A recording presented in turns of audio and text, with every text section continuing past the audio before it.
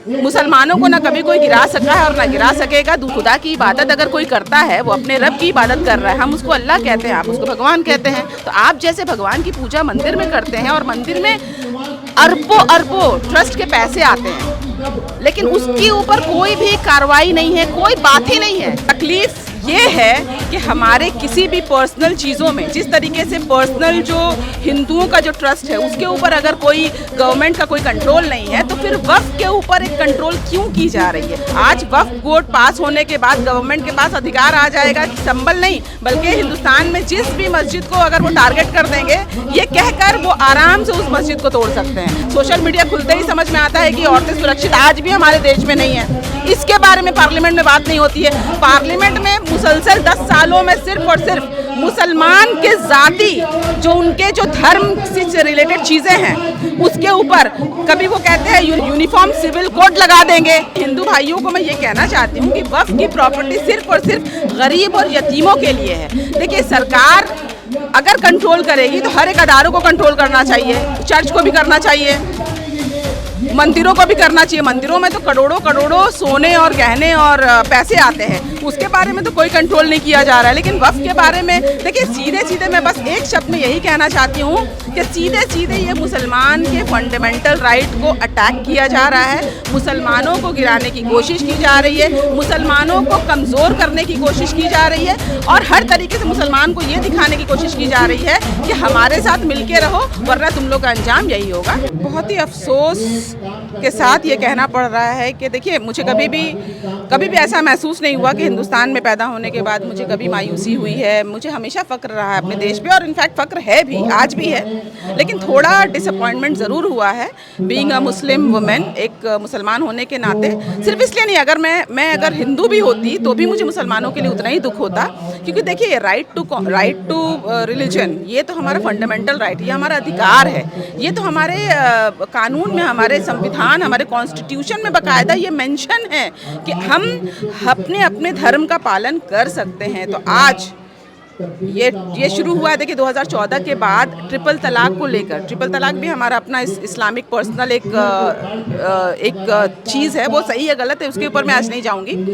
उसको पहले अटैक किया गया, उस बिल को पास करवाया गया। चलो ठीक है भाई, अगर औरतों का भला है तो हमने उसको एक्सेप्ट किया। अब उसके बाद CA NRC लेकर आने की ये लोग कोशिश कर रहे थे। कहीं ना कहीं CA जो है वो पास भी हो गया है, बिल पेश भी हो गई है। ये कई महीनों तक आंदोलन भी चला, कोरोना से पहले की बात है। अब ये लोग वक्फ के ऊपर कई दिनों से इनकी नज़र थी। वक्फ की प्रॉपर्टी जो है वो 1-2-4 हज़ार की नहीं है, बल्कि सैकड़ों अरब की ये प्रॉपर्टीज़ जो हमारे पूर्वजों ने दे दिया था। किस लिए दिया था मैं इसलिए बता रही हूँ, एक्सप्लेन कर रही हूँ कि अगर कोई ना जाने, हमारे नॉन मुस्लिम ब्रदर्स, तो उनको ये पता चल जाए कि वक्फ की प्रॉपर्टी मुसलमान का ज़ाती कोई प्रॉपर्टी नहीं है कि हम उसको यूज़ कर रहे हैं किसी बुरे काम के लिए। जैसा कि भाजपा और RSS ने शायद हमारे सनातनी भाइयों के दिमाग में ये डाल दिया है कि ये जो वक्फ की प्रॉपर्टी है उसके पैसे से कोई मदरसा चलता है, तो मदरसा को तो इन्होंने ऐसा पेश कर दिया है कि मदरसा एक टेररिज्म का एक अड्डा है।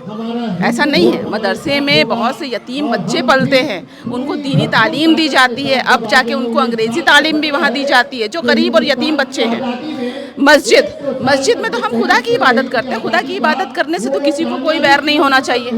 खुदा की इबादत अगर कोई करता है वो अपने रब की इबादत कर रहा है। हम उसको अल्लाह कहते हैं, आप उसको भगवान कहते हैं। तो आप जैसे भगवान की पूजा मंदिर में करते हैं और मंदिर में अरबों अरबों ट्रस्ट के पैसे आते हैं, लेकिन उसके ऊपर कोई भी कार्रवाई नहीं है, कोई बात ही नहीं है। सोफिया जी, अमेंडमेंट इससे पहले भी हुए, आखिर इस बार के अमेंडमेंट में मुसलमानों की तकलीफ? देखिए, तकलीफ ये है कि हमारे किसी भी पर्सनल चीज़ों में, जिस तरीके से पर्सनल जो हिंदुओं का जो ट्रस्ट है उसके ऊपर अगर कोई गवर्नमेंट का कोई कंट्रोल नहीं है तो फिर वक्फ के ऊपर एक कंट्रोल क्यों की जा रही है। इससे ये साबित होता है कि कहीं ना कहीं ये जो हिंदू राष्ट्र बनाने की जो ये घोषणा करते आए हैं मोदी शाह मिलकर, ये जो 2014 के बाद जो घोषणा, RSS की जो मानसिकता है, ये कहीं ना कहीं ये प्लानिंग का एक हिस्सा है। ये कहीं ना कहीं ये प्लानिंग का हिस्सा ये है कि ये चाहते हैं कि मुसलमानों को फिनेंशियली या उनके किसी भी एक मजबूती को तोड़ दिया जाए। तो वक्फ कहीं ना कहीं मुसलमानों का एक बहुत बड़ा एक सपोर्ट था, जहाँ से वो अपने मस्जिदों को कंट्रोल करते थे, मदरसों को कंट्रोल करते हैं, कब्रिस्तानों को कंट्रोल करते हैं, यतीम खानों को कंट्रोल करते हैं, मतलब उनको देखभाल करते हैं। लेकिन आज अगर ये वक्फ की प्रॉपर्टी गवर्नमेंट के हाथ में चली जाती है तो क्या इसमें गारंटी है कि ये मस्जिदों को ना तोड़ दें इलीगल कह के? कई मस्जिद तो तोड़, संबल के मस्जिद को आप देख ली ना, वो तो एक उदाहरण था। आज वक्फ बोर्ड पास होने के बाद गवर्नमेंट के पास अधिकार आ जाएगा कि संबल नहीं बल्कि हिंदुस्तान में जिस भी मस्जिद को अगर वो टारगेट कर देंगे, ये कहकर वो आराम से उस मस्जिद को तोड़ सकते हैं, आराम से उस कब्रिस्तान को वो हटा सकते हैं, आराम से वो मदरसों को तोड़ सकते हैं। तो ये सारी चीज़ें उन्होंने अपने हाथ में ले ली हैं और इसका एक ही मकसद है कि वो मुसलमानों को हर तरीके से एक सेकंड क्लास सिटीजन बनाना चाहते हैं और ये उसकी शुरुआत हुई है। फाइनेंशियल सपोर्ट की बात भाजपा कह रही है कि जितनी फायदा होना चाहिए वक्फ प्रॉपर्टी से उतनी फायदा हुआ नहीं है, इसमें भ्रष्टाचार है, उसको हम दूर करना चाहते हैं और महिलाओं और वंचित लोगों को सपोर्ट करना चाहते हैं। देखिए, पहले वो 2 करोड़ नौकरी तो दे दें, 2 करोड़ करके 10 साल 12 साल लगभग हो गया, तो मतलब 22 करोड़ नौकरी कहाँ है भाई? आप पेट्रोल डीजल का दाम देखिए, सोना, आज ही मैंने सुना कि सोना, मंगलसूत्र खतरे में है। मंगलसूत्र सोने से बनता है ना, वो कहते हैं मंगलसूत्र खतरे में है, तो मुझे तो लगता है भाजपा वालों से मंगलसूत्र आज खतरे में आ गया है। आज महंगाई जितनी ऊंचाई पर जा रही है, पार्लियामेंट में शायद बात उसकी होनी चाहिए। बच्चियां आज हमारी जो है मणिपुर में आप देख लीजिए जो हाल हुआ, हमारी जो बच्चियां आज सुरक्षित नहीं है, उनके साथ मोलेस्टेशन होता है, हर आए दिन सुनने को आता है। सोशल मीडिया खुलते ही समझ में आता है कि औरतें सुरक्षित आज भी हमारे देश में नहीं है। इसके बारे में पार्लियामेंट में बात नहीं होती है। पार्लियामेंट में मुसलसल 10 सालों में सिर्फ और सिर्फ मुसलमान के जाति जो उनके जो धर्म से रिलेटेड चीज़ें हैं उसके ऊपर, कभी वो कहते हैं यूनिफॉर्म सिविल कोड लगा देंगे, कभी वो कहते हैं मुस्लिम पर्सनल बोर्ड हटा देंगे, कभी वो कहते हैं CA NRC कर देंगे। मतलब CA NRC तो आप लोगों को पता ही होगा कि हम उन लोगों को सिटीजनशिप देंगे जिसमें वो मुसलमान नहीं है। पाकिस्तान, बांग्लादेश और श्रीलंका से जो भी लोग आएंगे उसमें मुसलमानों को छोड़ के बाकी सबको नागरिकता मिलेगी।